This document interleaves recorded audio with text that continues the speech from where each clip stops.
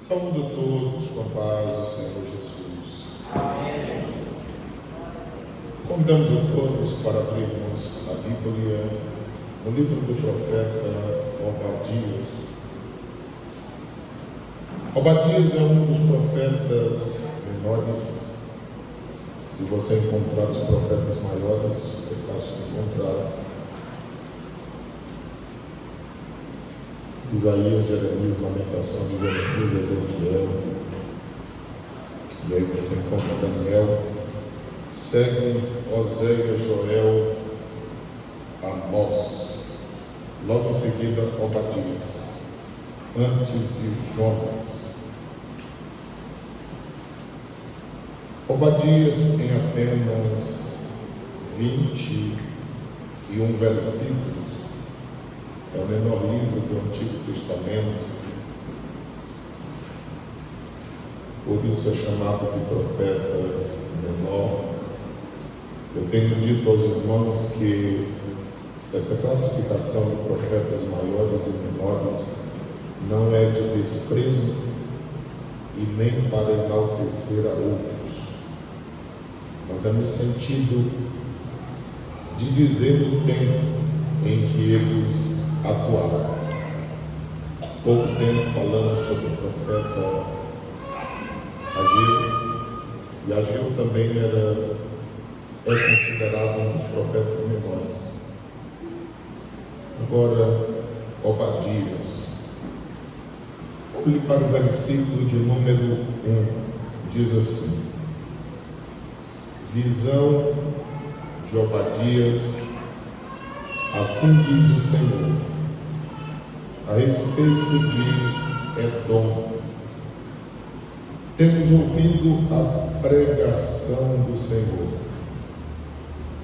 e foi enviado às nações um embaixador, dizendo: levantai-vos e levantemo-nos contra ela para a guerra. Último versículo, versículo 21, diz assim: e levantar-se-ão salvadores no monte Sião, para julgarem a montanha de Esaú, e o reino será de quem?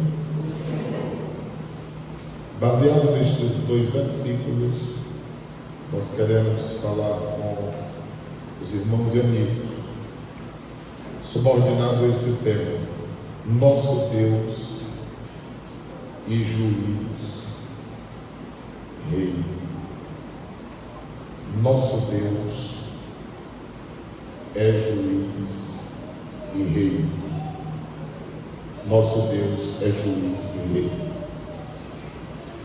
Amada igreja, amigos que nos ouvem nesta noite, hoje em dia está difícil de falar em Deus, porque cada um diz ter um ou vários. E sabemos também que, até mesmo na igreja, muitos para si têm fabricado deuses. É comum nós falarmos algo com base na palavra de Deus e as pessoas dizerem: o meu Deus não age assim, ou o Deus que eu conheço não é dessa forma. E isso revela para nós que cada um de nós fabricamos deuses de acordo com o que nós queremos que ele seja para nós. Mas quando eu digo nessa noite que nosso Deus é juiz e rei, estou falando do Deus da Bíblia. E se nós quisermos pelo menos conhecer Deus, nós devemos procurá-lo de acordo com o ponto de vista bíblico. E quando eu estou dizendo, embasado nesses dois versículos, que o nosso, o Deus da Bíblia, ele é juiz e ele é rei. Estou lembrando-me de pelo menos 1500 anos antes de Obadias ter registrado essa profecia. Você é sabedor de que na Bíblia existem pelo menos uma dúzia, pelo menos 12 Obadias diferentes. E eu tenho dito aos irmãos sempre que é uma das dificuldades de nós compreendermos a Bíblia. É por terem várias pessoas com o mesmo nome, porém sendo pessoas diferentes. E nós não vamos estudar sobre os 12 hoje, apenas sobre este. E este aqui, o profeta, ele só é citado no seu próprio livro, o que nos dificulta saber sobre ele, tendo em vista que a informação é pouquíssima acerca dele. Sabemos que ele está falando pelo menos 1500 anos depois, porque todos nós lembramos que já estudamos no culto da família sobre algo que aconteceu lá no Gênesis. E você pode observar isso no capítulo de número 25. Gênesis 25, versículo de número 20, por exemplo. 25 e 20 de Gênesis. Isaac já tinha a idade de 40 anos. Ele toma Rebeca, filha de Betuel, que era arameu de Padã Arã, irmã de Labão, arameu, por sua mulher. Então Isaac toma por esposa a Rebeca. Versículo 21. Isaac orou instantemente ao Senhor por sua mulher, porquanto era estéril, e o Senhor ouviu suas orações. O Senhor ouviu a oração de Isaac, mas não atendeu na mesma hora. É uma das dificuldades que sempre nós encontramos. Primeira, de buscar a Deus. Quando buscamos, temos uma segunda dificuldade, de aguardá-lo responder. E quando ele responde, nós temos uma outra dificuldade, de esperarmos ele agir da forma que ele quer, ou obedecermos como ele quer ser obedecido. São muitas as dificuldades do nosso relacionamento com Deus por causa de nós, não por causa de Deus, nunca por causa de Deus. Bem, ele casou com 40 anos, ele pediu a Deus que curasse a sua esposa da esterilidade. Deus ouviu, mas olhe lá no versículo 25 e 26. Depois saiu seu irmão, agarrado à sua mão, ao calcanhar de Esaú. Por isso se chamou seu nome Jacó. Era Isaac da idade de quantos anos agora? Olha, 60 anos, quando os gerou. Ele casa com 40, pede a Deus por sua esposa, demora pelo menos 20 anos para ser gerado. São gerados Jacó e Esaú. Olha a confusão que os pais criaram na vida desses filhos. Capítulo 25, versículo 28. E amava Isaac a quem? Porque a caça era de seu gosto, mas Rebeca amava quem? Isso deu uma confusão na vida desses meninos, porque havia uma briga dentro do ventre. Rebeca se questionava: que negócio é esse? Por que eu era ou não era semelhante às demais grávidas? E o Senhor respondeu que é porque dentro do ventre dela havia duas nações, e eles já estavam em disputa dentro do ventre. Na hora de sair, um quer sair primeiro, o outro agarra, e aquela confusão. Bem, a história continua. Quando os meninos estão grandes, capítulo de número 27, mostra um acontecimento, a partir do versículo de número 1. 27 de Gênesis 1 a seguir. E aconteceu que, como Isaac envelheceu, Isaac agora já estava velho, se ele casa com 40, demora 20 anos para ser respondido, imagine a idade que ele tinha, se ele gera filhos com 60 anos. E aconteceu que, como Isaac estava velho, os seus olhos já escureceram de maneira que não podia ver. Chamou Esaú, seu filho mais velho, e disse-lhe: meu filho. E ele lhe disse: eis-me aqui. Eis que já agora estou velho, não sei o dia da minha morte. Agora, pois, toma as tuas armas, a tua aljava e o teu arco, e sai ao campo, e apanha para mim alguma caça, e faze-me um guisado saboroso, como eu gosto, e traga-me, para que eu coma, e para que minha alma te abençoe, antes que eu morra. Rebeca escutou tudo que Isaac estava falando ao seu filho Esaú, e foi Esaú ao campo para apanhar caças que havia de trazer. Como ela havia ouvido a história, ela chamou Jacó, a quem ela amava, e ela disse: menino, vem aqui, teu pai está planejando abençoar teu irmão, mas se tu me ouvires, vai na frente, encontra um animal dos nossos mesmo, está na fazenda, traz, eu preparo, e como se fosse o teu irmão, tu vai adiante dele. E Silvio, mas a promessa bíblica não já havia? Sim. Antes que os meninos nascessem, havia um projeto de Deus. E por que então que essas coisas aconteceram a ponto de gerarem problemas 1500 anos depois? Exatamente por causa da pressa. Você já ouviu lá fora dizer que a pressa é inimiga da perfeição? É exatamente isso que acontece.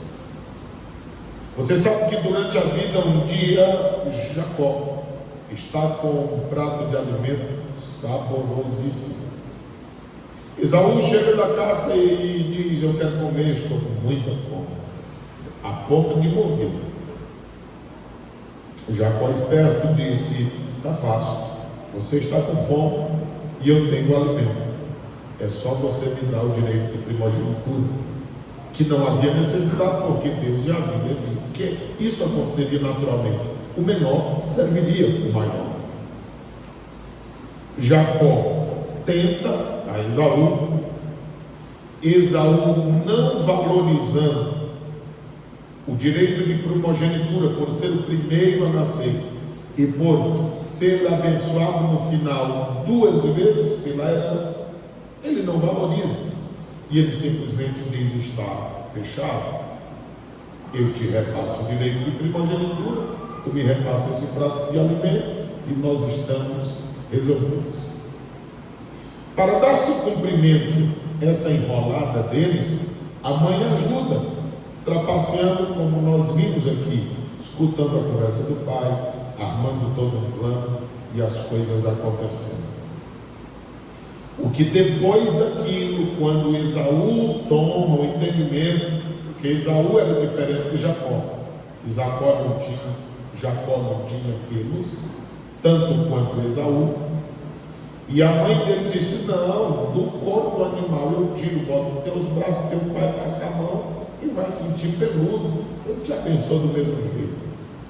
Mas vocês sabem que não teve como enganar por completo, porque o velho estava cego, mas não estava insensível. Na hora de abençoar, ele disse: A voz e o cheiro parece ser de Jacó, mas a pele é de Esaú. E tome bênção para cima de Jacó. Quando Esaú chega, que ele disse: quem foi que veio antes? Ele disse: não sei, eu estou chegando agora como o Senhor me pediu. Ele disse: pois já levaram a tua bênção. Esaú disse: deve ter sido Jacó, eu vou matá-lo um dia.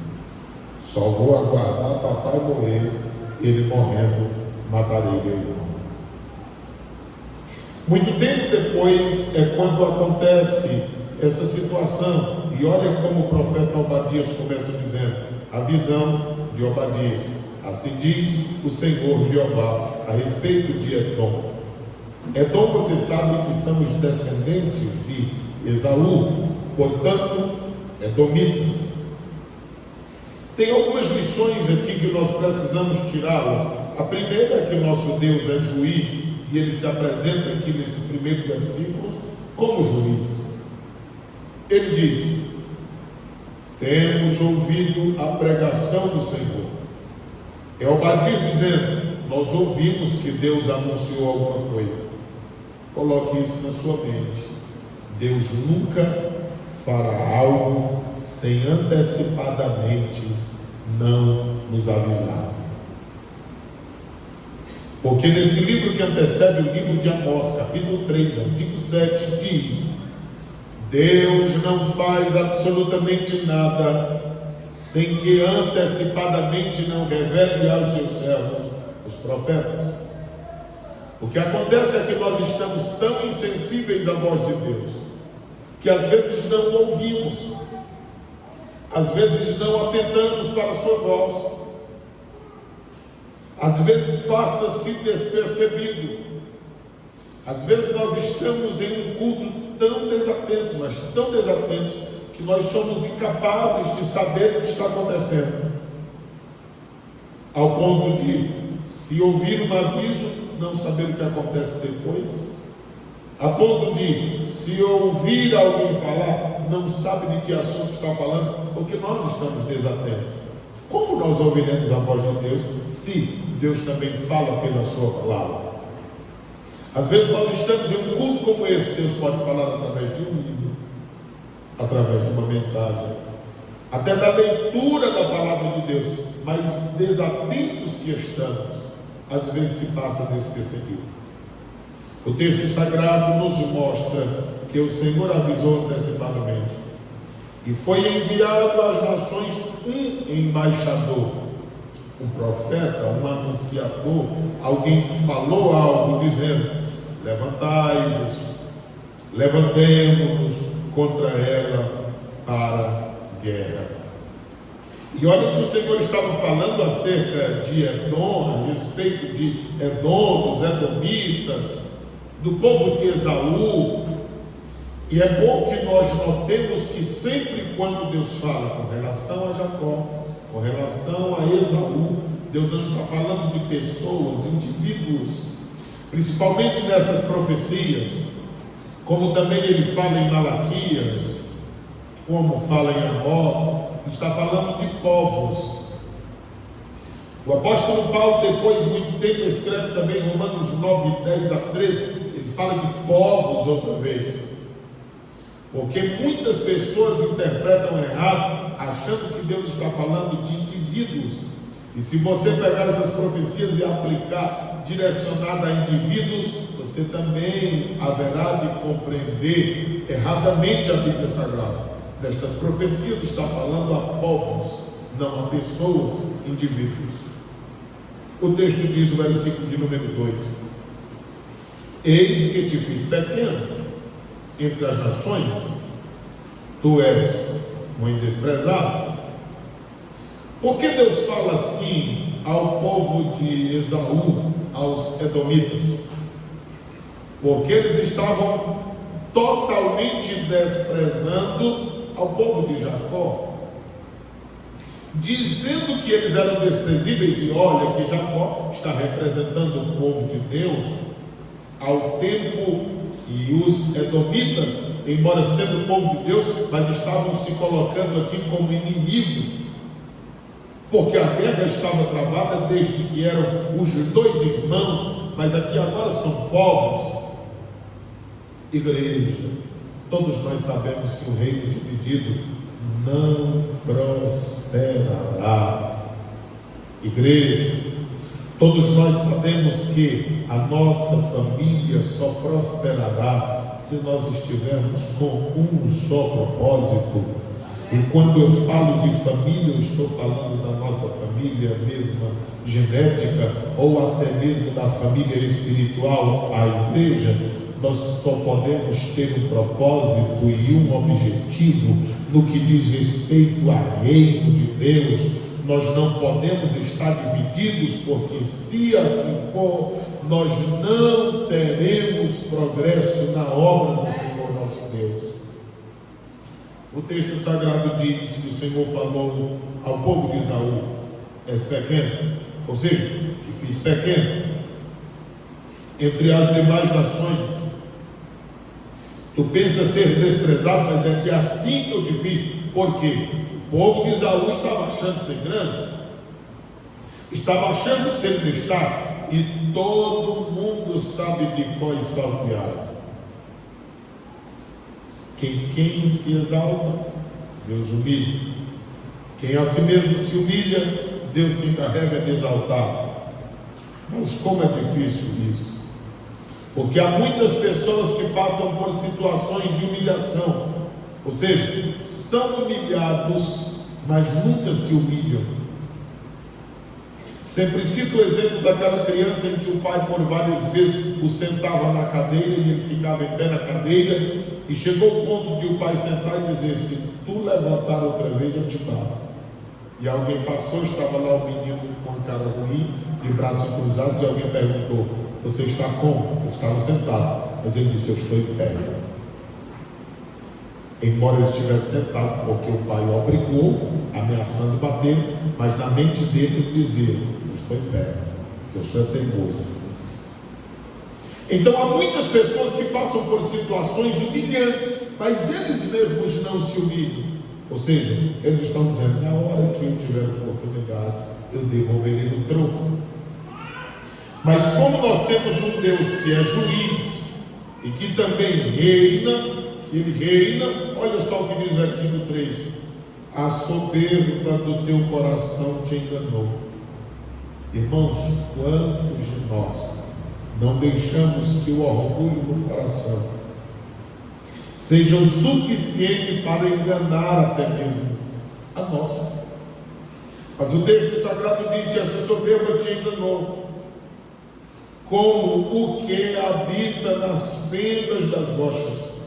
Ou seja, por eles habitarem em terras rochosas e em locais altos, porque os edomitas habitavam em locais que estariam aproximadamente 1.200 a 1.700 em altura nível do mar, em montanhas.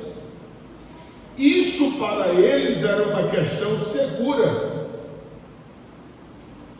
Guarde no seu coração que o que dá segurança a nós não é o lugar onde nós habitamos, mas é se nós estamos no centro da vontade de Deus. Porque por maiores que sejam as fortalezas que nós habitarmos, por mais belas que sejam as casas que nós fizermos, se Deus não estiver na nossa vida e no nosso lar, nós continuaremos vulneráveis. O texto sagrado nos diz, ainda no versículo 3, na sua alta morada, era onde eles estavam, que você diz no seu coração: que me derribará em terra. Irmão, o ser humano pode chegar a um estágio de orgulho e soberba tão grande que ele ache, que ele pense, que ele consiga nutrir em seu coração que de fato, de verdade, é alguma coisa. Aí a gente tem que voltar lá para Deuteronômio 8:17 a seguir, quando diz: nunca diga em seu coração, foi a força do meu braço, foi a capacidade da minha intelectualidade, foi o meu saber, foi por isso que eu cheguei aqui. Nunca faça isso. sempre, por mais longe que Deus nos levar, por mais alto que Ele nos colocar, digamos sempre: ao Senhor a honra, o louvor, a honra e a glória, porque o Senhor me tem abençoado. Irmãos, nós somos tão vulneráveis a ponto do salmista dizer no Salmo 104, 27 a 30, que toda a humanidade espera de Deus o fôlego da vida. Se Deus der a respiração, nós vivemos. Se Deus nos tirar a respiração, nós morremos. De forma que o Senhor dá a vida e a sustenta. E se Ele virar-nos as costas, todos nós pereceremos.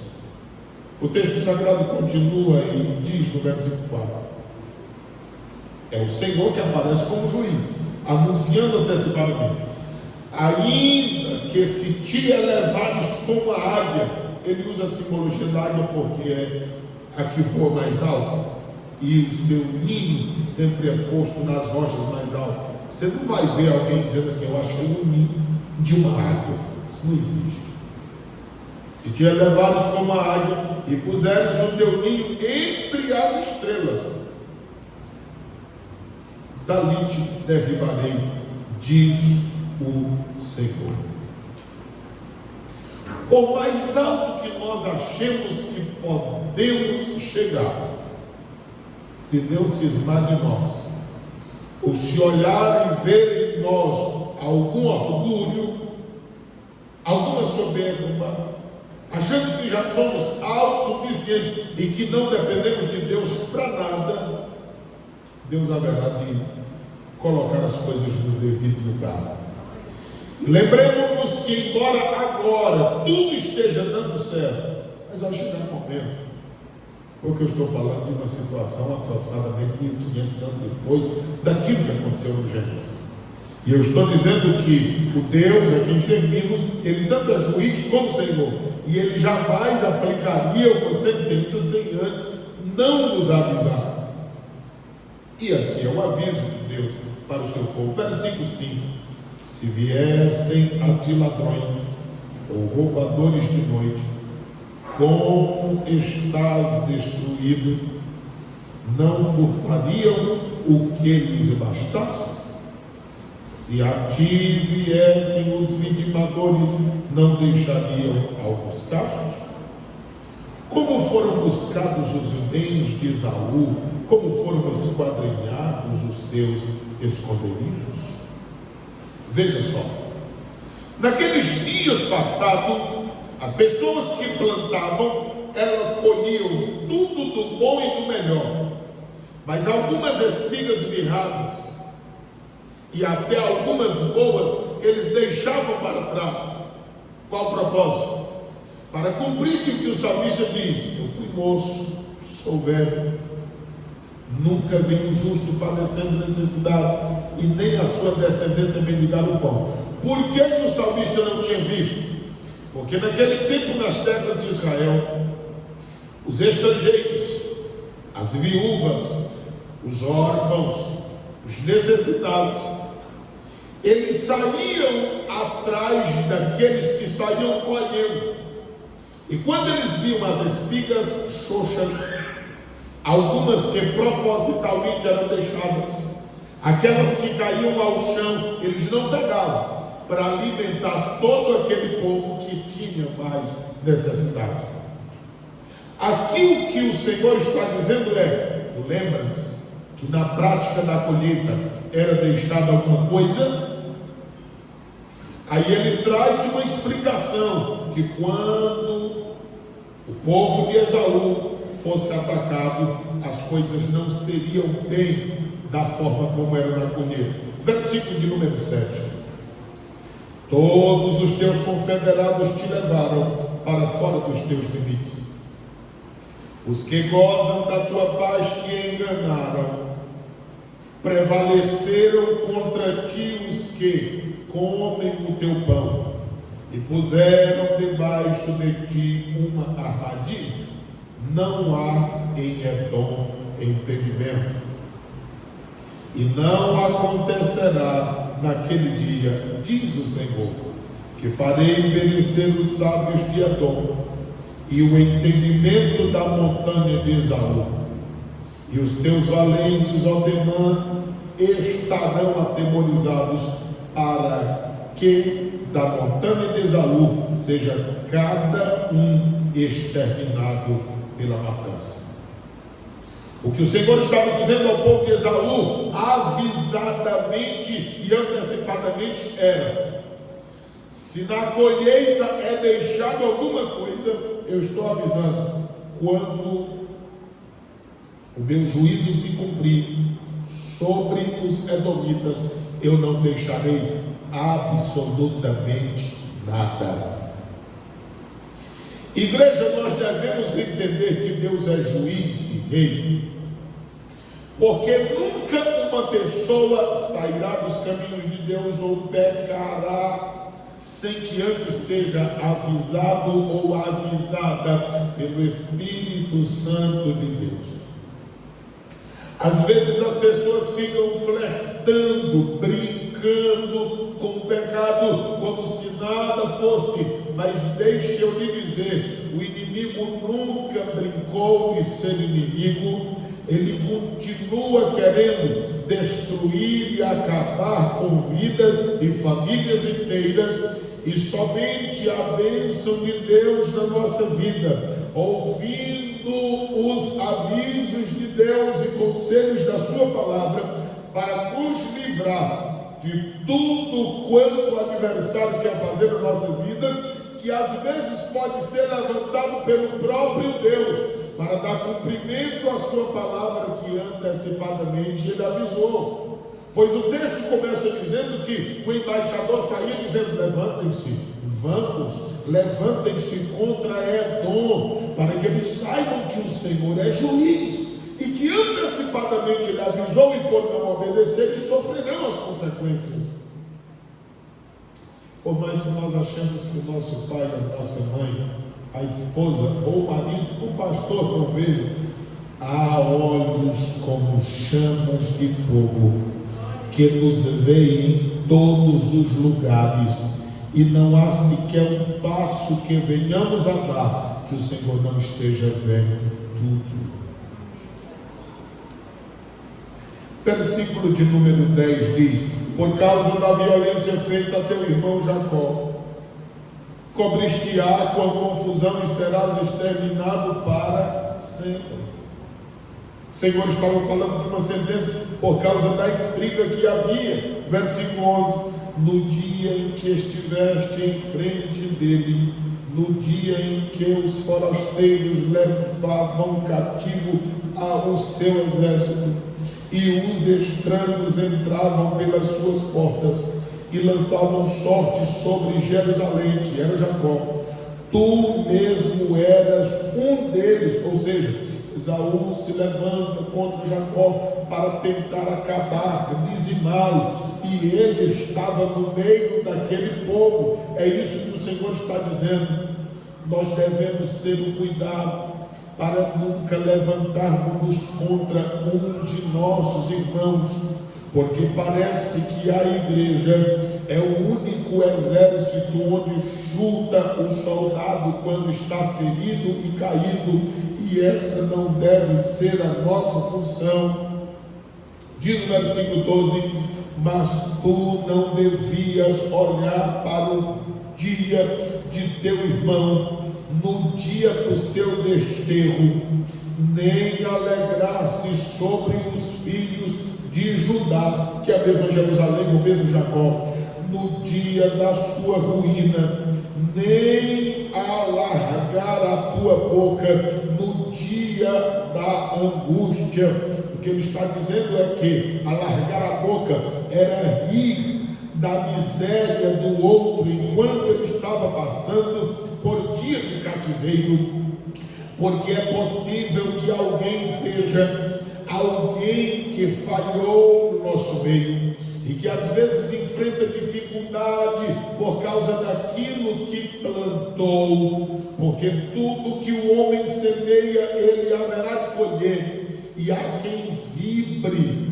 enquanto alguém está sofrendo, embora tenha tenha tomado decisões erradas, feito o que não deveria fazer, mas não é direito nosso de esnobar, rir, enlarguecer a boca rindo, como diz o texto, de quem está padecendo ou sofrendo porque fez alguma coisa ruim. A Bíblia diz no versículo 13: nem entrar pela porta do meu povo no dia da sua calamidade. Sim, tu não devias olhar satisfeito. Olha aqui, alguém que se satisfaz na miséria do outro para o seu mal no dia da sua calamidade, nem estender as tuas mãos contra o seu exército no dia da sua calamidade. Versículo 14: nem parar nas encruzilhadas para exterminares os que escapassem, nem entregar os que lhes restassem no dia da angústia. Veja só, eles ficaram no caminho, e aqueles que estavam sendo cativos, quando iam escapando, eles iam pegando e matando, até conseguir acabar com todos. Eu sei que era uma forma de juízo que Deus tinha levantado para punir aqueles que antecipadamente foram avisados e não atenderam o aviso. Mas escute o que diz o versículo 15: porque o dia do Senhor está perto. E se até aqui no versículo 14 a profecia está cumprida, agora no versículo 15 em diante começa a vislumbrar o que ainda está por vir e o que haverá de cumprir-se em sua plenitude, porque há profecias bíblicas que foram cumpridas no passado. Há profecias bíblicas que em parte elas se cumpriram no passado, mas que em parte falta cumprir-se no futuro. Já falei disso muitas vezes aos irmãos. Jesus disse que ele foi enviado para anunciar o ano aceitável do Senhor. Isso passou. Mas ele disse também, e anunciar o dia da vingança. Isso é o que virá ainda. Da mesma forma, esse texto está dizendo o dia do Senhor, que geralmente é reportado a dia de juízo.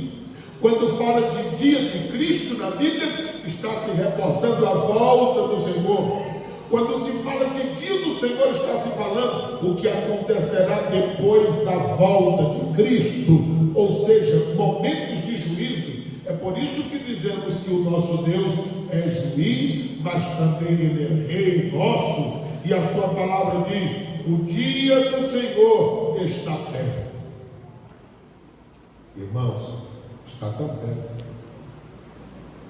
Os irmãos viram pelas redes sociais mais de 50 líderes mundiais reunidos, tratando sobre acordo de paz e querendo um só grupo religioso, porque eles pensam e precisam de uma só moeda, uma só língua, uma só religião e um só líder mundial. O que é isso? É uma plataforma para o anticristo. Nunca se falou tanto em ecumenismo, e as pessoas dizendo: não, todos são filhos do mesmo Deus, todos nós servimos ao mesmo Senhor, você lá, eu aqui, nós vamos servindo. As coisas não funcionam assim. É tanto que 1 de João 5:4 diz: essa é a vitória que vence o mundo. Quem? A nossa fé. Não é uma questão de ser exclusivista, é porque a nossa fé é baseada na palavra de nosso Senhor Jesus Cristo, não apenas em argumentos humanos.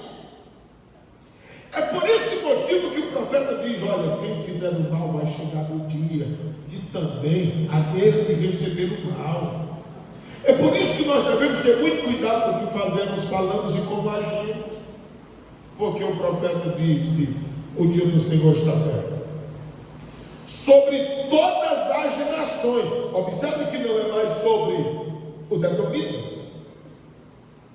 e nem tampouco sobre os filhos de Jacó, o povo de Israel, mas aqui diz sobre todas as nações. Se nós lermos o profeta Joel, capítulo 3, versículo 2, nós ouviremos da mesma forma. Porque o profeta Joel falou sobre essa situação semelhantemente. O texto sagrado diz o seguinte: como tu fizestes, assim se fará contigo. A tua maldade cairá aonde? Tenha cuidado nas atitudes, porque as atitudes que nós tomamos hoje, elas refletirão em nós amanhã. O versículo 16 diz: porque como vós bebestes no monte da minha santidade, assim beberão de contínuo todas as nações, beberão e engolirão e serão como se nunca tivessem sido. Ou seja, o Senhor agirá de uma forma tão dura que as pessoas pensarão nunca ter existido. Versículo de número 17: mas no monte Sião haverá livramento. Irmãos, Deus é um Deus muito misericordioso, porque apesar de tudo, quando o ser humano se volta para Deus, Deus tem livramento para ele ou para ela enquanto se tem vida. É por isso que constantemente estamos a pregar e a dizer: quem quer receber o Senhor como Salvador da sua vida, porque Deus tem livramento, até mesmo quando nós não consideramos os seus avisos e tomamos decisões precipitadas, quando nós quebramos a cara, por assim dizer, mas que nós nos voltamos arrependidos, o Senhor está de braços abertos para nos receber, nos perdoar e nos dar um novo direcionamento na nossa vida. Ele mesmo será santo, e os da casa de Jacó possuirão a sua herdade. Então chegará um dia onde o povo de Deus haverá de ter prioridade nesta terra. E a casa de Jacó, versículo 18, será fogo, e a casa de José chama, e a casa de Esaú palha. O que Esaú fez em tempos passados, tentando de todas as formas consumir a Jacó, a Bíblia diz que isso se virará contra ele. A casa de Jacó será fogo, a casa de José será chama, mas Esaú será palha, ou seja, será destruída em um tempo oportuno. E se acenderão contra eles e os consumirão, e ninguém mais restará da casa de Esaú, porque o Senhor o disse. Versículo 19: e os do sul possuirão a montanha de Esaú, que é de Jacó. Agora os do sul, eles possuirão. E os da planície, os filisteus, possuirão também os campos de Efraim, e os campos de Samaria, e de Benjamim e Gileade. Versículo 20: e os cativos desse exército, dos filhos de Israel, que estão entre os cananeus, pois possuirão até Zarefate. E os cativos de Jerusalém, que estão em Sefarade, possuirão as cidades do sul. Agora veja só o que diz o versículo 21: e levantar-se-ão salvadores no monte Sião. Você lembra que haverão 144 mil que pregarão a palavra do Senhor depois do arrebatamento da igreja?